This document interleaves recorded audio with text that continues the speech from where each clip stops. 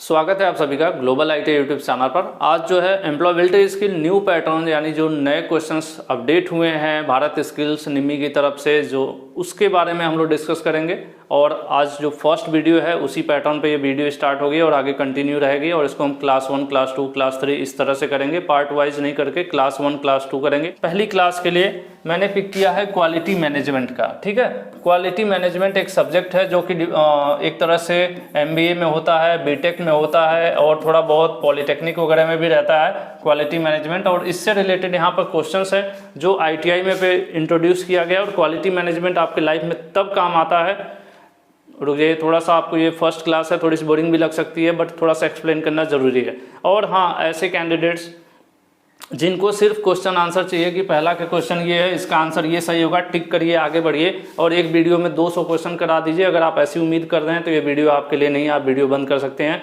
क्योंकि मैं कहीं न कहीं मेरा कॉन्सेप्ट, एक टीचर का कॉन्सेप्ट अलाउ नहीं करता कि मैं अंधाधुन आँख बंद करके ऐसे ही टेढ़ा मेढ़ा पढ़ा दूँ। तो थोड़ा सा टाइम तो मैं आपको लूँगा। और मैं बार बार कहता हूँ कि अगर आप कहते हैं ना, पढ़ के जाओगे, समझ के जाओगे तो आपको रटना नहीं पड़ेगा। आप कंप्यूटर सिस्टम पर बैठोगे एग्जामिनेशन देते टाइम तो अपने आप क्वेश्चन करते जाओगे। इसलिए समझना बहुत ज़रूरी होता है और मैं वही करूँगा। भले ही थोड़ा सा समय ज़्यादा लग जाए, लेकिन बिना समझाए क्वेश्चंस को सॉल्व कराना ये हमसे नहीं हो पाएगा। ठीक है, तो इसके लिए आप कमेंट मत कीजिएगा प्लीज़ कि जल्दी जल्दी करिए, जल्दी जल्दी करिए, आप ये जितना समय ले रहे हैं। तो अगर आपके पास पढ़ने के लिए समय नहीं है तो आप स्वयं अपना देख लें। ठीक है, तो इसमें क्वेश्चंस हैं, क्वेश्चंस की संख्या मैं आपको दिखा दूं, टोटल 20 क्वेश्चंस हैं इसमें। ठीक है, एक ही पेज का है ये, एक पेज पर लगभग 20 क्वेश्चंस हैं।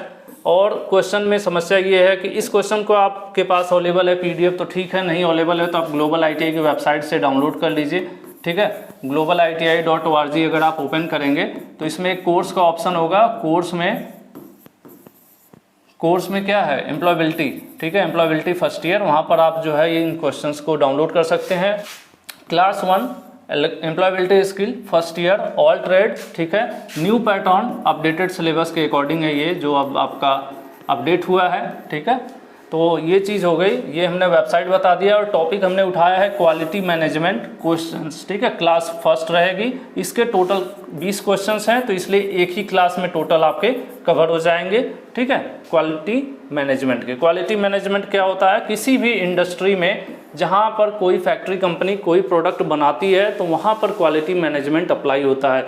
जैसे मैनेजमेंट होता है ना, आपको पता है स्कूल कॉलेज में भी एक मैनेजमेंट होता है। मैनेजमेंट में क्या होता है, एक मैनेजर होंगे, सुपरवाइजर होंगे, इस तरह से एक टीम होती है जो चीज़ों को मैनेज करते हैं। कॉलेज कैसे चलाना है, कैसे एडमिशन लेना है, कैसे फीस कलेक्शन करना है, कैसे एग्जामिनेशन कराना है, कहाँ बच्चों को बैठना है, वगैरह वगैरह। टोटल इसी प्रकार से इंडस्ट्रीज में भी अलग अलग मैनेजर होते हैं। कुछ मैनेजर ऐसे होते हैं जिनको HR मैनेजर करते हैं, उनकी जिम्मेदारी ये होती है कि हायरिंग करना, कि कितने स्टाफ की ज़रूरत है, कितने खाली सीटें हैं उनको भरना और रखना, मतलब एम्प्लॉयज़ को मैनेज करना। ठीक है, वो HR मैनेजर होते हैं।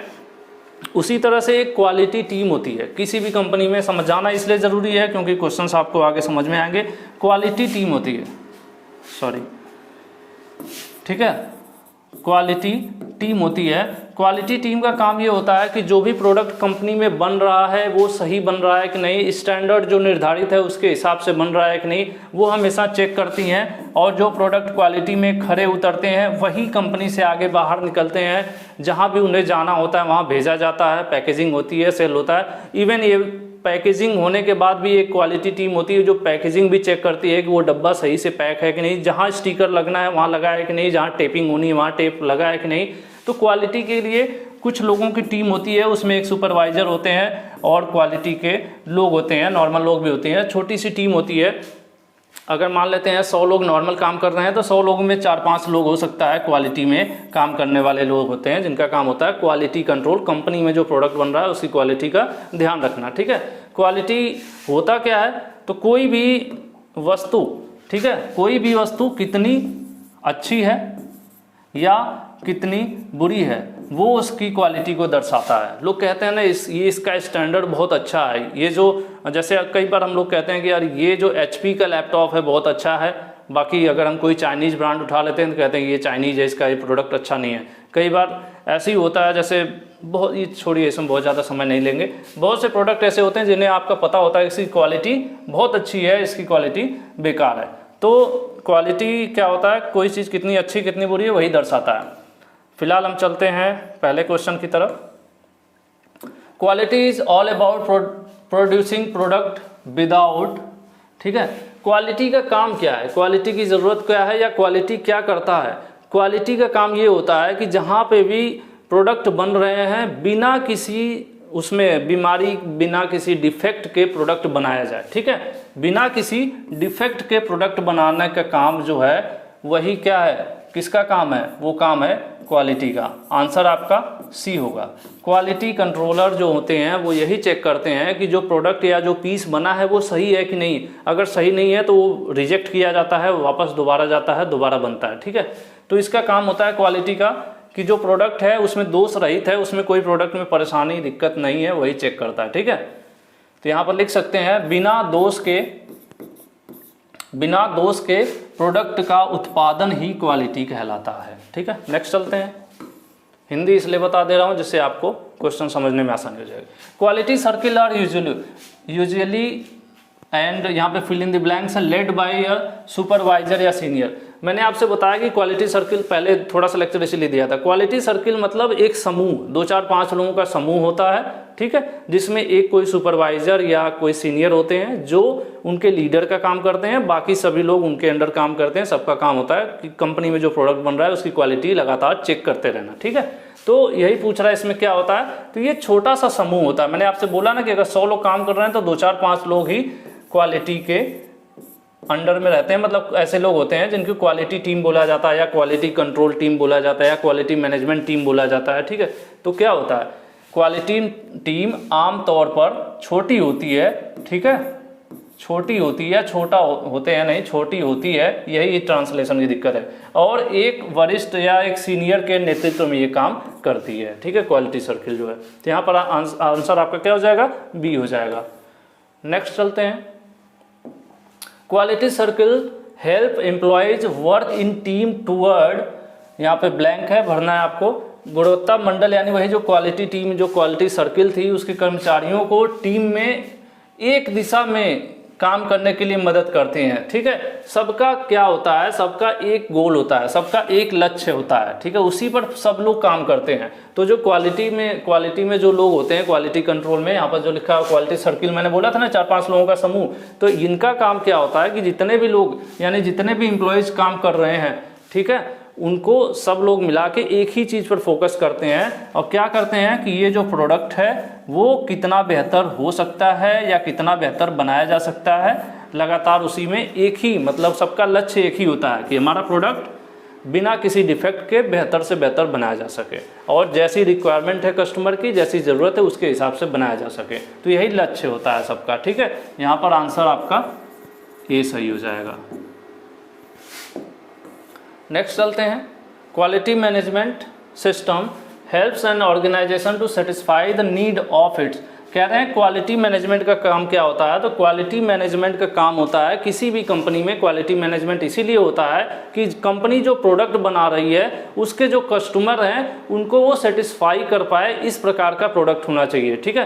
कंपनी ऐसा बाइक बनाए कि उसका कस्टमर चाहता है कि उसके बाइक का माइलेज अच्छा हो, तो ये कंपनी का जो क्वालिटी मैनेजमेंट सिस्टम है वो उसमें हेल्प करता है कंपनी की कि वो उस हिसाब से प्रोडक्ट को बना पाए, ठीक है। तो देखिए क्वालिटी मैनेजमेंट यानी गुणवत्ता प्रबंधन प्रणाली एक संगठन को उसके क्या करता है, उसके ग्राहकों की ज़रूरतों को पूरा करने में मदद करती है, ठीक है। इसलिए यहाँ पर आंसर ये सही होगा। मतलब कंपनी जो है क्वालिटी मैनेजमेंट का काम यही है कि उसके कस्टमर को कैसा प्रोडक्ट चाहिए वैसा प्रोडक्ट वो मुहैया करा सके, उस हिसाब से उसमें डिजाइनिंग या उसमें कुछ बदलाव करना है, जो भी करना है वो करती है। नेक्स्ट चलते हैं। 5th क्वेश्चन, यहाँ पे ब्लैंक है। Is a tool used for problem solving and decision making, it has 4 stage. कह रहे हैं कि एक टूल है ये, ठीक है। होता क्या है कि जैसे इसमें भी कुछ नियम होते हैं, कुछ जैसे साइंस में वैज्ञानिक होते हैं ना, इसी तरह से इसमें भी होते हैं कुछ लोग जो पहले से कुछ नियम और कानून बनाते हैं, मतलब कुछ प्रोसीजर बनाते हैं कि क्वालिटी मेंटेन करना है तो आपको ये करना है, उसके बाद ये करना है, उसके बाद ये करना है, फिर ये करना है। तो एक सेट होता है, नियमों का समूह होता है, कुछ रूल्स होते हैं, सेट ऑफ रूल्स होते हैं जिनको आप फॉलो करोगे, मानोगे, तभी आपकी क्वालिटी जो है सुधरेगी। जैसे आप पे भी ये निर्भर करता है, कोई आपका टाइम टेबल बना दे कि सुबह जगना है, फिर आपको दिन में 10 बजे से 4 बजे तक आपको पढ़ाई करनी है, फिर आपको रेस्ट लेना है, तो ये एक नियम है ना। अगर आप इसे फॉलो करोगे तो आपकी तैयारी अच्छी होगी, पढ़ाई अच्छी होगी। तो इसी तरह से यहाँ पर भी बात करें तो ये जो एक रूल होता है उसको PDCA कहते हैं, ठीक है। PDCA शब्द है, शायद आपने कभी सुना हो। PDCA एक रूल होता है, उसी को कहते हैं प्लान डू चेक एक्ट, ठीक है। तो यहाँ पर क्या लिखा जाएगा, यही पूरा चीज लिख सकते हैं या फिर आप लिख सकते हैं PDCA एक टूल होता है जो प्रॉब्लम सॉल्व करने के लिए और डिसीजन लेने के लिए यूज किया जाता है। इसमें 4 स्टेज होती हैं, क्या क्या, प्लान डू चेक एक्ट, 1 2 3 4, ये चारों स्टेज हैं, ठीक है। यहाँ पर आंसर आपका ए सही हो जाएगा। इनको और बेहतर से तो नॉर्मल थ्योरी पढ़ाना होता, तब शायद और बेहतर से पढ़ाया जा सकता था। फिलहाल आप यही मान के चलिए आपका सही आंसर है, और ये आप याद कर लीजिए, प्लान डू चेक एक्ट, ठीक है। नेक्स्ट चलते हैं। देखिए फिर आ गया, अभी मैंने आपको बताया था ना प्लान डू चेक एक्ट, यहाँ पर उसको शॉर्ट में लिख दिया। PDCA मॉडल में कितने स्टेज होते हैं। अब इसके पहले देखिए सेम क्वेश्चन से क्वेश्चन बन गया, पूछ रहा है प्लान डू चेक एक्ट में कितने स्टेज होती हैं, 4 होती हैं। अभी हम लोगों ने तो किया था प्लान डू चेक एक्ट, तो कितने स्टेज हो गई, 1 2 3 4। तो यही पूछ रहा है कि PDCA मॉडल में कितने चरणों की संख्या, कितने होते हैं, 4 चरण होते हैं, 4 चरण होते हैं या 4 चरणों की संख्या होती है। ये थोड़ी सी हिंदी की दिक्कत है। 4 स्टेज, आंसर ए, ठीक है। नेक्स्ट चलते हैं। Common goal of quality management system is understanding customers. देखिए शुरू से ही मैं कह रहा हूं कि क्वालिटी मैनेजमेंट का काम कंपनी के ग्राहकों को ध्यान में रखते हुए है कि वो सेटिस्फाई हो सके, उसको जो प्रोडक्ट चाहिए वो मिल सके, वो कंपनी बना सके, यही उसका मेन मोटिव होता है। तो लिख रहा है गुणवत्ता प्रबंधन प्रणाली का सामान्य लक्ष्य क्या है, ग्राहकों की क्या जरूरत, ठीक है, ग्राहकों की जरूरत के हिसाब से प्रोडक्ट को डिजाइन करना। आंसर डी, कस्टमर्स नीड, मतलब कस्टमर को जैसी जरूरत है वैसा प्रोडक्ट हम बनाएंगे तो हमारा प्रोडक्ट ज़्यादा से ज़्यादा बिकेगा। किसी को चाहिए कि मोबाइल फ़ोन ऐसा हो, ठीक है, जिसका कैमरा बहुत अच्छा हो, तो क्या होगा कि कस्टमर की ज़रूरत है, उसी हिसाब से अगर हम फ़ोन बनाएंगे तो वो बढ़िया बिकेगा। और अगर हम घटिया कैमरा वाला फ़ोन बनाएंगे तो नहीं बिकेगा। क्यों? क्योंकि ग्राहक की ज़रूरत है अच्छा कैमरा, आज की ज़रूरत, आज के समय में, ठीक है। तो ये चीज़ हो गई। तो ग्राहक की ज़रूरत के हिसाब से क्या कर सके, कस्टमर की ज़रूरत को समझना ही किसका काम है, ये क्वालिटी मैनेजमेंट का काम है। मुझे लग रहा है धीरे धीरे आप लोगों को क्वालिटी मैनेजमेंट समझ में आने लगा होगा। नेक्स्ट चलते हैं।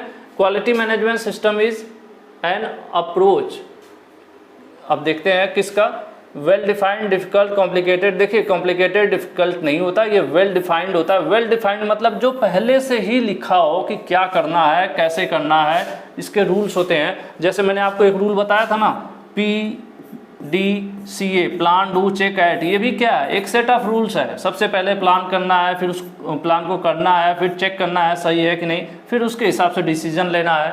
सही हुआ तो उसी हिसाब से चलेगा, सही नहीं हुआ तो दोबारा से नया प्लान बनाना है। तो ये चीज़, तो इसलिए इसको हम कहते हैं कि ये पहले से वेल डिफाइंड है। क्वालिटी मैनेजमेंट सिस्टम क्या है, वेल डिफाइंड है, ठीक है। इसमें बहुत कॉम्प्लिकेटेड नहीं, पहले से ही डिफाइंड है सही तरीके से, इसको बस फॉलो करना होता है, ठीक है। तो यहाँ पर लिखा है गुणवत्ता प्रबंधन प्रणाली एक अच्छी तरह से परिभाषित दृष्टिकोण है। यहाँ पर आप हिंदी में अगर लिखना चाहें तो आंसर ए। नेक्स्ट चलते हैं।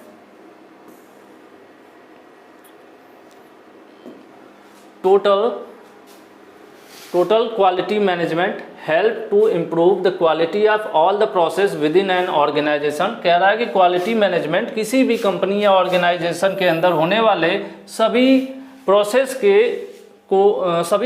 के क्वालिटी को इम्प्रूव करने में हेल्प करता है। It's also leads customer satisfaction, और कस्टमर्स की ज़रूरत के हिसाब से प्रोडक्ट बनाना कस्टमर के सेटिस्फैक्शन का भी ध्यान रखने में मदद करता है। What are the main features of TQM, तो टोटल क्वालिटी मैनेजमेंट के मेन फीचर्स क्या हैं, अब नीचे हमें देखना पड़ेगा आंसर। अब एक बार हिंदी में भी देख लीजिए। गुणवत्ता प्रबंधन मतलब वही जो क्वालिटी मैनेजमेंट एक कंपनी संगठन मतलब एक कंपनी के भीतर सभी प्रक्रियाओं की गुणवत्ता को सुधार करने में मदद तो करता ही है, और ये ग्राहक की ओर भी ध्यान देता है उसकी सेटिस्फैक्शन की तरफ। ठीक है, यहाँ पर लिखा है संतुष्टि, देखिए यहाँ अलग से लिखा है गूगल ट्रांसलेट। तो इसकी मुख्य विशेषताएं क्या है, ये क्या क्या करता है, यही आपके क्वेश्चन हैं। ठीक है, टोटल क्वालिटी मैनेजमेंट क्या करता है, फोकस ऑन यूजर, पार्टिसिपेशन और workers, continuous improvement, all of them. यहाँ पर आंसर डी आपका सही होगा। क्यों सही होगा वो मैं आपको बता देता हूँ। टोटल क्वालिटी मैनेजमेंट का काम होता है कि जो उसके यूजर्स हैं, जो कस्टमर्स हैं, उनके पे भी वो ध्यान देता है, उसके हिसाब से प्रोडक्ट बनाना। उसके बाद जो वर्कर्स काम कर रहे हैं उनकी भी उसमें भागीदारी उतनी ही अहम होती है। अगर कितना भी अच्छा क्वालिटी कहाँ से आएगा, जब वर्कर अगर उसमें पार्टिसिपेट नहीं करेंगे, जो काम करने वाले लोग हैं, क्वालिटी मैनेजमेंट जो कहेगा उसके रूल या उसके नियम को फॉलो करके काम नहीं करेंगे तो क्या होगा, कोई मतलब प्रोडक्ट बढ़िया नहीं बनेगा ना। इसी तरह से और लगातार इम्प्रूवमेंट की ज़रूरत नहीं होती है, मतलब लगातार इम्प्रूवमेंट की हमें ज़रूरत पड़ती है। ऐसा नहीं है कि आज हमने डिसाइड कर लिया कि आज हम तो 12 मेगापिक्सल का कैमरा बना रहे हैं, उसके बाद आगे हमने सोचना बंद कर दिया। नहीं, आज हम 12 मेगापिक्सल बना रहे हैं, उसके बाद आगे वो तो बनता रहेगा, लेकिन लगातार रिसर्च टीम हमें ये सोचेगी कि अब 12 को हम 14 या 15 या 18 और बेहतर कैसे करें। ठीक है, तो ये तीनों चीज़ें इसलिए ज़रूरी हैं, इसलिए यहाँ पर आंसर आपका डी सही है। ठीक है, नेक्स्ट चलते हैं। फिशबोन। ठीक है, फिशबोन एक डायग्राम होता है, जैसे कि आपने काइजन का नाम सुना होगा। काइजन एक रूल होता है 5 सेट, उसमें 5S होता है। उसी तरह से फिशबोन एक डायग्राम होता है, जिससे क्या करते हैं हम, fishbone diagram can help to identify the possible causes, क्या क्या हो सकता है, और इफेक्ट्स, क्या क्या इफेक्ट्स हो सकते हैं एक प्रॉब्लम। ठीक है, एक प्रॉब्लम की वजह से। ठीक है, इट आल्सो कॉल, इसको क्या कहते हैं, इसका दूसरा नाम पूछ रहा है। ठीक है, तो इसको फिशबोन डायग्राम को कॉज एंड इफेक्ट डायग्राम भी कहते हैं। फिशबोन डायग्राम को कॉज एंड इफेक्ट डायग्राम भी कहते हैं। फिशबोन डायग्राम क्या होता है, किसी समस्या या कोई संभावित प्रॉब्लम है, कोई प्रॉब्लम आ रही है, तो उसमें क्या क्या वजह है या उसका क्या क्या प्रभाव पड़ रहा है, उसको पहचानने, आइडेंटिफाई करने में मदद करता है। और जो डायग्राम होता है वो कुछ इस प्रकार से होता है। ठीक है, ये यहाँ पर ये प्रॉब्लम हो गई, जो प्रॉब्लम आ रही है। ठीक है, प्रॉब्लम में पार्टिसिपेट कर रहे हैं मैन पावर जो काम कर रही है, मशीनरीज हो गई। ठीक है, मशीनरीज हो गई, उसके बाद रॉ मटेरियल हो गया, और एक और कुछ होता है, फिलहाल मेरे ध्यान में नहीं आ रहा। चलिए देख, तो इसकी डिजाइन क्या होती है, ये मतलब एक मछली की तरह आपको दिख रहा है ना, मछली की तरह ऐसे इस तरह से दिख रहा है ना, तो इसीलिए इसको फिशबोन कहते हैं। फिशबोन मतलब मछली की रीढ़ की हड्डी इस तरह सीधी जाती है, तो इसलिए इसको फिशबोन डायग्राम भी कहते हैं। और उसका दूसरा नाम ये पूछ रहा है, तो उसका दूसरा नाम होता है कॉज एंड इफेक्ट डायग्राम। ठीक है, यहाँ पर आंसर ए आपका सही हो जाएगा। नेक्स्ट चलते हैं। अगर कोई आपको एम्प्लॉयबिलिटी स्किल थियोरेटिकली पूरा पढ़ा दे तो इन सब क्वेश्चंस को आप आंख बंद करके सॉल्व कर सकते हो, अगर आप समझे रहोगे तो। नहीं तो ऐसे तो बहुत से अजीब लगेगा, किस क्या क्या याद करोगे, कितना रटोगे। The basic principle of kaizen, देखिए काइजन का अभी मैं नाम ले रहा था। काइजन क्या होता है, एक जापानीज वर्ड है काइजन, इसमें पाँच एस होते हैं। ठीक है, 5S, इसको भी 5S काइजन भी कहते हैं, फिर कई जगहों पे काइजन भी कहते हैं। ये एक जापानीज वर्ड है और जापानीज रूल है, नियम है, जिसके थ्रू हम लोग अपनी कंपनी की क्वालिटी को बेहतर करते हैं। ठीक है, तो उसमें 5S होते हैं, पाँचों S का अलग अलग नियम होता है, नाम होता है, वो आगे अभी आपको देखने को मिल जाएगा। तो ये कह रहे हैं कि काइजन का मूल सिद्धांत क्या है, मतलब काइजन क्यों इस्तेमाल किया जाता है, मेन वजह क्या है। ठीक है, तो change is for good, change for the people, sell for the better, by for the better. ठीक है, तो ऐसा नहीं है, ये जो आपका होता है बदलाव के लिए होता है, अच्छे बदलाव के लिए यूज़ किया जाता है कि लगातार हमारी कंपनी में इम्प्रूवमेंट होता रहे, हमारे प्रोडक्ट में बेहतरी होती रहे, हमारी कंपनी और अच्छी चले, ग्रोथ करे, तो उसके लिए अप्लाई किया जाता है कौन सा, काइजन का नियम। ठीक है, काइजन का नियम शायद आप पहले भी पढ़े होंगे, एम्प्लॉयबिलिटी के पुराने सिलेबस में भी था। मैंने इस पर एक वीडियो भी बनाई थी, अगर किसी ने देखा होगा तो उसको पता होगा। ठीक है, तो बदलाव अच्छे के लिए, जो चेंज फॉर गुड, अच्छे बदलाव के लिए जो नियम है, सब इसका मेन नियम यही है कि हमारी कंपनी में अच्छे बदलाव होते रहें या इम्प्रूवमेंट होता रहे। ठीक है, देखिए आपके सामने आ गया 5S। ठीक है, 5S यहाँ पर लिख रहा है what is the correct step and order of 5S। 5S में क्या होता है, एस वर्ड से 5 शब्द हैं, 5 शब्द हैं जो एस से बने हुए हैं।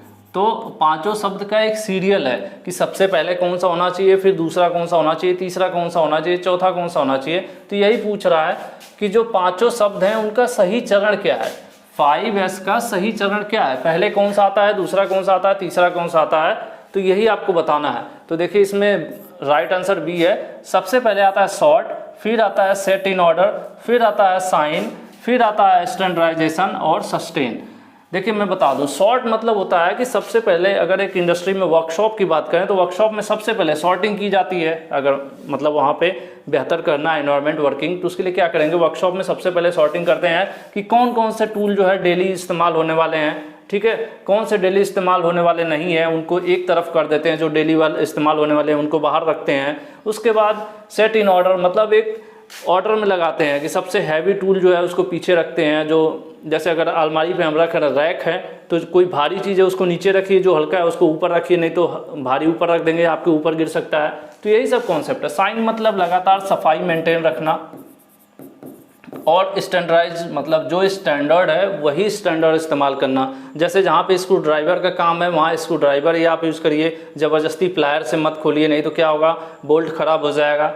और ये जो 4 चीज़ें हैं, 1 2 3 4, इन चारों को लगातार आप करते रहिए। ये जो है लास्ट शब्द का मतलब है सस्टेन का। ठीक है, ये जो शुरू में 4 शब्द बताए गए हैं इनको लगातार आप करते रहिए, लगातार करेंगे तो इम्प्रूवमेंट होगी। ठीक है, तो ये आंसर आपका बी सही होगा। नेक्स्ट चलते हैं क्वेश्चन 13। 5D मॉडल, जैसे 5S मॉडल था उसी प्रकार से 5D मॉडल भी होता है। ठीक है, 5D model are defined for the problems, discover the root causes. ठीक है, कोई प्रॉब्लम हो रही है तो उसकी जड़ का पता लगाना कि क्यों वो प्रॉब्लम हो रही है, और उस डेवलप पॉसिबल परमानेंट एक्शन, कुछ ऐसा मतलब उसमें ढूंढना जिससे उस प्रॉब्लम को परमानेंटली सही की जा सके। Deliver the solution, prevent recurrence, वो दोबारा ना हो वो प्रॉब्लम, उसके लिए मतलब सॉल्यूशन देना। ठीक है, तो व्हाट, ये सब इसकी चीज़ें हैं, इसका काम है 5D का। तो ये पूछ रहा है what is the 5D model used, कि 5D मॉडल किसके लिए इस्तेमाल होता है। ठीक है, इतनी कहानी बताने के बाद फिर लास्ट में पूछ रहे हैं कि 5D मॉडल कहाँ इस्तेमाल किया जाता है, किसके लिए इस्तेमाल किया जाता है। चलिए हम आंसर ऊपर करते हैं। देखिए ऊपर ही लिखा था कि प्रॉब्लम को सॉल्व करने के लिए, तो ये भी सही होगा। To understand the problem, problem को जब समझेंगे तभी तो प्रॉब्लम को सॉल्व करेंगे। उसके बाद प्रॉब्लम का सॉल्यूशन ढूंढना, ये सारी चीज़ें ऊपर लिखा था। मैंने आपको बताया ना कि प्रॉब्लम क्या किस वजह से हो रही है, उसको जड़ का पता लगाना, उसको परमानेंट सॉल्यूशन उसका ढूंढना, और यही सब चीज़ें ना। तो यहाँ पे लिखा है कि प्रॉब्लम सॉल्व करना, प्रॉब्लम को समझना, और क्या प्रॉब्लम मतलब find out the possible solution, कि क्या सॉल्यूशन हो सकता है वो ढूंढना। तो इसका मतलब क्या है, जब ये भी सही, ये भी सही, ये भी सही है, तो इसका मतलब हमारा आंसर क्या होगा, ऑल ऑफ देम, ऊपर के सभी। ठीक है, आंसर डी। 5S 5D ये सब आप याद रखिए, ये सब आपके क्वेश्चंस इनमें से जरूर आएंगे भाई। अब नया सिलेबस है तो आएगा। Kaizen is used for to create, kaizen क्यों इस्तेमाल किया जाता है। अभी इसके पहले हम लोगों ने 5S काइजन पढ़ा ना। 5S क्या है, 5S काइजन, ये जापानीज वर्ड है, एक रूल है, सेट ऑफ रूल्स है प्रॉपर इंप्रूवमेंट के लिए, क्वालिटी मैनेजमेंट के लिए। अब ये पूछ रहा है कि क्यों इस्तेमाल किया जाता है। ठीक है, तो कॉन्टिन्यूअस डेवलपमेंट के लिए। ठीक है, शुरू में भी इससे रिलेटेड एक क्वेश्चन आया था कि लगातार सुधार के लिए काइजन इस्तेमाल किया जाता है। और जो इसका लास्ट वाला शब्द होता है, एस का लास्ट होता है सस्टेन, मतलब लगातार उस काम को, जो शुरू के 1 से 4 तक एस थे उनको लगातार दोहराते रहना, तो उससे क्या होगा, कंटिन्यूस डेवलपमेंट होता रहेगा। ठीक है, नेक्स्ट चलते हैं। Kaizen brings improvement in overall process to help organisation succeed, किसी भी ऑर्गेनाइजेशन के सफल होने या सफलता के लिए, ठीक है, improvement in overall process to help kaizen brings, अब इसमें यहाँ पे आपको फिल इन द ब्लैंक्स है। काइजन संगठनों को सफल होने में मदद करने के लिए सभी प्रक्रियाओं में सुधार लाता है। कौन सा सुधार लाता है? Small and serious, small and rare, continuous. देखिए काइजन का जहाँ भी नाम आ रहा है वहाँ कंटिन्यूस शब्द आ रहा है कि लगातार बार बार हम सुधार धीरे धीरे करते रहें, ठीक है। छोटा ही सही, छोटे छोटे लेकिन लगातार हमें निरंतर सुधार करते रहना, यही काइजन का काम है, ठीक है। हमारी कंपनी ऑर्गेनाइजेशन में लगातार धीरे धीरे छोटे छोटे सुधार करने से क्या होगा, भविष्य में काफ़ी सुधार हो जाएगा, ठीक है। तो यही चीज़ है यहाँ पर काइजन का। नेक्स्ट चलते हैं, स्टैंडर्डाइजेशन, उसके बाद variations in the way we work, मानकीकरण, हमारे काम करने के तरीके में बदलाव। क्या करता है? अगर किसी चीज़ को स्टैंडर्ड मतलब कर दिया जाए, फॉर एग्जांपल, हाँ, अगर 700 नंबर की मार्कशीट है आईटीआई की और ऑल इंडिया क्या है, सेम है, ऑल इंडिया सेम है, इसका मतलब भारत सरकार ने एक स्टैंडर्ड फिक्स कर रखा है, स्टैंडर्डाइज कर रखा है, ठीक है। एक स्टैंडर्ड फिक्स कर रखा है कि आईटीआई के बच्चों की मार्कशीट 700 नंबर की होगी। अब आप किसी भी राज्य के हैं, अब आप भारत के किसी भी राज्य के हैं, उत्तर प्रदेश के हैं, बिहार के हैं, झारखंड के हैं, मध्य प्रदेश के हैं, राजस्थान के हैं, हरियाणा के हैं, किसी भी प्रदेश के हैं आप, अब क्या होगा, आपको एक स्टैंडर्ड पता है कि आपकी मार्कशीट 700 की है तो 700 की होनी चाहिए। नहीं तो क्या होता है, कोई 500 की छाप देता है, कोई 300 की छाप देता है, कोई 1000 की छाप देता है, कोई 1200 की छाप देता है। उसमें जो वेरिएशन होता है ना, वेरिएशन मतलब कम ज़्यादा वेरिएशन रहता है। लेकिन अगर उसको हम स्टैंडर्डाइज कर दें, स्टैंडर्ड बना दिया भारत सरकार ने, तो वेरिएशन क्या हुआ, खत्म हो गया, सबका समान हो गया। तो वही चीज़ कह रहा है कि स्टैंडर्डाइजेशन से क्या होता है कि जो वेरिएशंस है ना, काम करने के तरीके में जो वेरिएशंस है वो क्या कर देता है, कम कर देता है, ठीक है। क्या कर देता है, कम कर देता है। मतलब कि थोड़ा बहुत अभी भी जैसे हमारा होता है ना कि प्रैक्टिकल एग्जाम थोड़ा बहुत अलग अलग फीस, मतलब तरीका अलग अलग है सभी स्टेट का, लेकिन सीबीटी फीस सबकी एक ही तरीके से ली जाती है निम्मी पोर्टल से, उसका एक स्टैंडर्ड फिक्स कर दिया है, ठीक है। लेकिन जो प्रैक्टिकल फीस है उसका लेने का तरीका थोड़ा थोड़ा स्टेज वाइज अलग अलग है। तो जो क्या हुआ, कहीं न कहीं स्टैंडर्डाइजेशन होने से क्या हुआ कि वैसे क्या होता, अगर निर्धारित नहीं होती फीस तो हो सकता है कहीं पे सीबीटी फीस 2000 होती, कहीं 4000 होती, कहीं 5000 होती, ठीक है। लेकिन ये कमी हुई ना, स्टैंडर्ड फिक्स करने से कमी हुई ना, किसमें, वेरिएशंस में, ठीक है, कि हर जगह अलग अलग ना हो कि सेम होगा। तो वही चीज़ है यहाँ पर, मेरे ख्याल से आप समझ गए होंगे।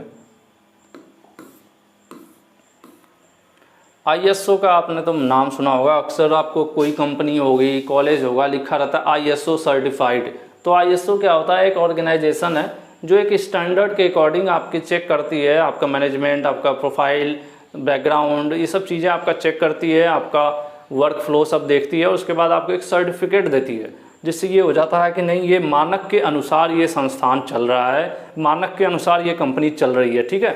तो स्टैंडर्ड का मानकीकरण या स्टैंडर्डाइजेशन जिसको कह रहे हैं, उसी के लिए ये संस्था है आईएसओ। यही पूछ रहा है आईएसओ का फुल फॉर्म क्या है, ठीक है। आईएसओ का फुल फॉर्म होता है international organisation for standardisation.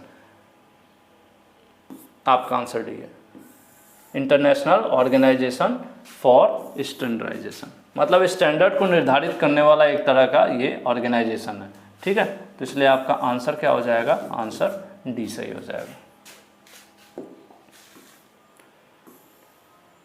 BIS generally आपने देखा होगा आजकल जब गोल्ड वगैरह का ऐड आ रहा है टीवी वीवी पे, तो बीआईएस हॉलमार्क वगैरह का नाम लेते हैं। तो बीआईएस क्या है, भारत सरकार का अपना एक स्टैंडर्ड का ब्यूरो है, ठीक है। तो यहाँ पर देख लीजिए लिखा भी है, बीआईएस का फुल फॉर्म होता है ब्यूरो ऑफ इंडियन स्टैंडर्ड्स, मतलब भारतीय स्टैंडर्ड, ये भारत में लागू होगा। आईएसओ क्या था, इंटरनेशनल स्टैंडर्ड था, पूरे विश्व स्तरीय स्टैंडर्ड था वो, और ये हमारा भारतीय है, ठीक है। तो पूछ रहा है इज बीआईएस एक नेशनल बॉडी है कि इंटरनेशनल बॉडी है।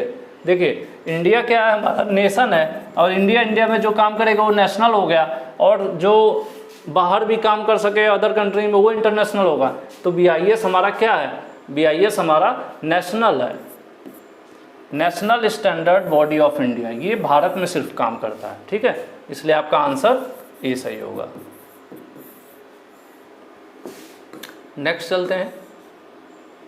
Standardisation means that the size, design, quality, shapes etc a product would be made required and test of, ठीक है।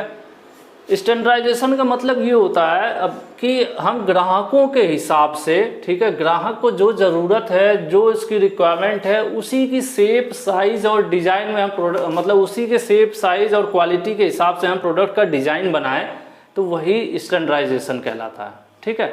तो यहाँ पे आपका आंसर क्या हो जाएगा, आंसर ए।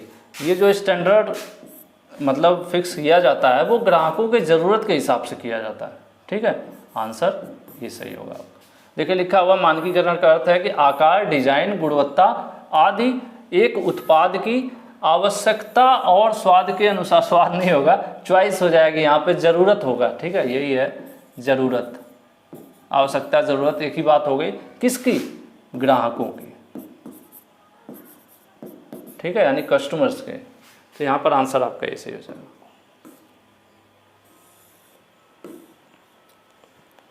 कभी कभी ऐसा भी हो सकता है कि मतलब रफली या बाय मिस्टेक एक बार कोई क्वेश्चन का आंसर गलत भी हो सकता है, तो आप लोग उसे करेक्ट कर लिया करिए। आप लोगों के पास भी ऑलरेडी PDF वगैरह और बहुत से मैटर्स होते हैं, और जहाँ पे डाउट हो तो उसको आप गूगल पे उस चीज़ को सर्च कर सकते हैं, क्वेश्चन को डायरेक्टली, तो आपको आंसर भी मिल जाएगा। ISO एंड BIS आर कौन से सर्टिफिकेट हैं, ये स्टैंडर्डाइजेशन के सर्टिफिकेट है ना, हम लोग बार बार पढ़ रहे हैं कि मानकीकरण, ठीक है, बस ISO इंटरनेशनल है और BIS क्या है, BIS आपका भारतीय है, लेकिन है क्या, दोनों स्टैंडर्ड के लिए ही है कि किसी भी प्रोडक्ट की क्वालिटी को दिखाने के लिए, जैसे होता है ना कि जो गोल्ड है, गोल्ड पे जो ज्वेलरी वगैरह बेची जाती है गोल्ड की, तो वो BIS सर्टिफिकेट आजकल होता है, क्या BIS सर्टिफिकेट है कि नहीं, तो मतलब जितना खरा सोना होना चाहिए उतना है कि नहीं, उसकी क्वालिटी चेक करता है कौन, ये BIS, ठीक है। तो इसीलिए यहाँ पर ये, और ISO भी मैंने आपको बता दिया, किसी ऑर्गेनाइजेशन, किसी संस्था को चेक करते हैं कि वो स्टैंडर्ड के अकॉर्डिंग है कि नहीं, उसके हिसाब से सर्टिफिकेशन होता है। तो ये दोनों किसके लिए हैं, दोनों स्टैंडर्ड चेक करने के लिए, नहीं स्टैंडर्डाइजेशन के लिए ही हैं। आंसर आपका ये सही हो जाएगा। अब नेक्स्ट टॉपिक जो है आपको नेक्स्ट क्लास में मिलेगा, और अब आगे क्या होगा, अब ये वाले जो क्वेश्चंस थे आपके क्वालिटी मैनेजमेंट के थे, ठीक है। अब नेक्स्ट हम देखते हैं कोई भी एक टॉपिक जो होगा, उस टॉपिक से रिलेटेड जो भी, जिसमें 40, 50, 60 जो भी क्वेश्चन है वो सॉल्व कराएंगे हमको। तो अब क्या होगा, टॉपिक वाइज क्वेश्चंस हैं आप पे।